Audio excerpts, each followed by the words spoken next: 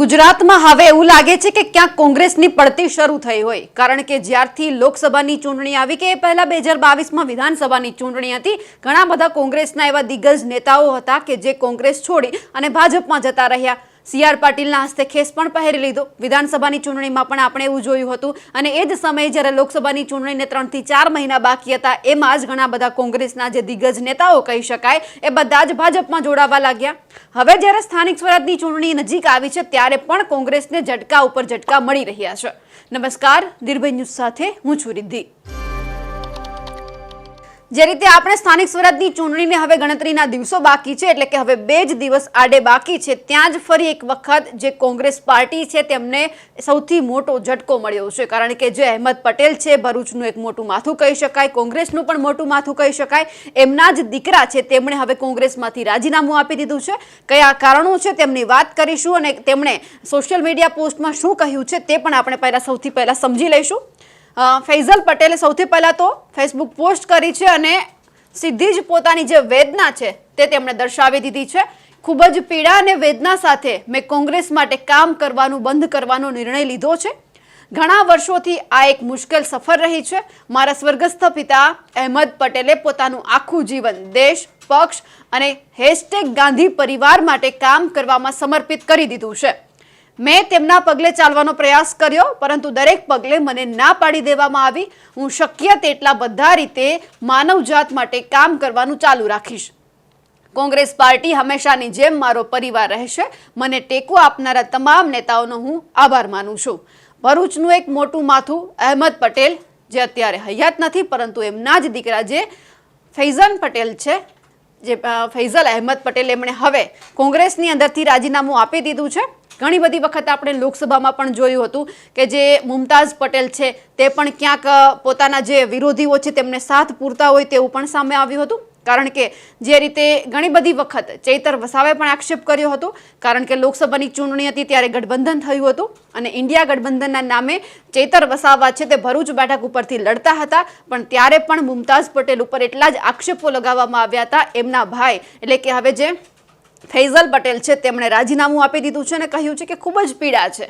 કારણ કે માણસ વર્ષોથી કોઈ પક્ષ સાથે કામ કરતો હોય, જો એમને કોઈ મોટી જવાબદારી સોંપવામાં ન આવે, કોઈ મોટો હોદ્દો આપવામાં ન આવે, તો છેલ્લે તે કંટાળીને ક્યાં તો પછી પક્ષ છોડી દે છે અને પછી એમની પાસે કોઈ બીજો રસ્તો હોય છે તો કે જે સામે પક્ષ એટલે કે જે સત્તા પક્ષ છે તેમાં જોડાઈ જાય. એટલે અત્યારે ગુજરાતની અંદર સત્તા પક્ષ છે ભાજપ. કારણ કે એટલા માટે કહેવું પડે છે કે જ્યારે લોકસભાની ચૂંટણી હતી ત્યારે જે ફૈઝલ પટેલ છે એમની એક CR પાટીલ સાથે બેઠક થઈ હતી અને એમના જ ફોટા જેમણે સોશિયલ મીડિયા ઉપર મૂક્યા હતા. એટલે ક્યાંક એવું એંધાણ પણ લાગતું હતું કે જો અત્યારે ફૈઝલ પટેલ છે એ કોંગ્રેસ છોડી અને ભાજપમાં જશે તો પણ નવાઈ નહીં, પરંતુ હવે સાબિત થયું છે જ્યારે 2 દિવસ બાકી છે સ્થાનિક સ્વરાજની ચૂંટણીના અને એ જ સમયે તે કોંગ્રેસ છોડી દીધું છે. હવે આપણે અહીંયા એક શક્યતા છે એ વ્યક્ત કરવામાં આવી રહી છે કે હવે ક્યાંક ને ક્યાંક સંગઠનનું વિસ્તરણ થવાનું છે. એમાં પણ ક્યાંક ફૈઝલ પટેલને જો સ્થાન મળે તે ભાજપમાં જોડાય તો, કારણ કે લોકસભાની ચૂંટણીના સમયે તો તેમણે CR પાટીલ સાથે બેઠક કરી લીધી હતી. આવું જ્યારે આપણે જોયું છે ત્યારે એવું લાગે છે કે એમના 2-4 મહિના પછી કોઈ પણ પક્ષનો કાર્યકર્તા હોય કે નેતા હોય એ ભાજપમાં જોડાઈ જતો હોય છે. આપણે અર્જુન મોઢવાડિયાને જોયું, CJ ચાવડાને જોયું કે લોકસભાની ચૂંટણી પહેલા પોતાના જ જે વિધાનસભા બેઠકો ખાલી કરી અને પછી ભાજપમાં જોડાઈ ગયા અને જીતી પણ ગયા.